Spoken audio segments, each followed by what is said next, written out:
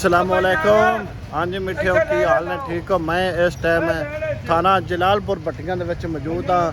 तुहानू जिवें पता है भी हुकूमत पंजाब की तरफों आर्डर जारी कर दिता गया, बड़ा सख्त आर्डर हो गया भी हेलमेट जरूरी है।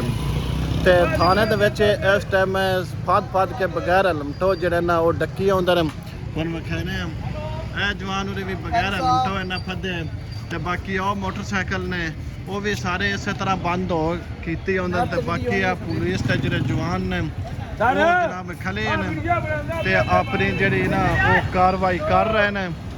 तो बाकी आम आवाम नू तलाह दी जा रही है बई अपने आम आवाम नू तलाह दी जाती है बई जो ना हेलमेट है वो ज़रूरी हो गया। इतना बगैर हेलमेट जलालपुर भट्टियां बाजार चो या किसी रोड तो जेड़ा भी गुजरे वो थाना जलालपुर भट्टियां SHO की तरफों और हुकूमत पंजाब की तरफों बाकायदा तौर पर उन्हें ऐलान कर दिता गया और लागू कर दिता गया भी जो ना हेलमेट है वो ज़रूरी हो गया।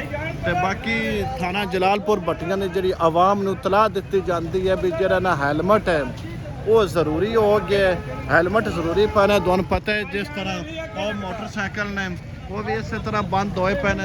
तो बाकी ट्रैफिक पुलिस और पंजाब पुलिस के जेड़े ना जवान है वो बंद जेड़े बगैर हेलमेटों मोटरसाइकिल वो बंद की आउंदे ने। बाकी इलाका जलालपुर भट्टियां थाना जलालपुर भट्टियां में जितनी आवाम है उन्होंने बाकायदा तौर पर पंजाब पुलिस थाना जलालपुर भट्टियां की तरफों ऐलान है भाई और ट्रैफिक पुलिस की तरफों ऐलान है, DPO हाफजाबाद की तरफों ऐलान है भाई बगैर हेलमेट जोड़ा ना कोई भी बंदा वो सफ़र ना करे। सफ़र हेलमेट ना ज़रूरी हो गया। जिस तरह तुम हम वेंदे पे हो बई वो अपने बगैर हेलमेटों ने वो फद्दी आउंदे ने और उन्होंने बंद की आउंदे ना जिहड़े ये बाकायदा तौर पर मोटरसाइकिल ये बंद की आउंदे थाना जलालपुर भट्टियां विच। जनाब इस आवाम अगे तलाह है भी जो ना हेलमेट है वो ज़रूरी पाना। जलालपुर अगर आना है तो हेलमेट ज़रूरी पा के आना है जी।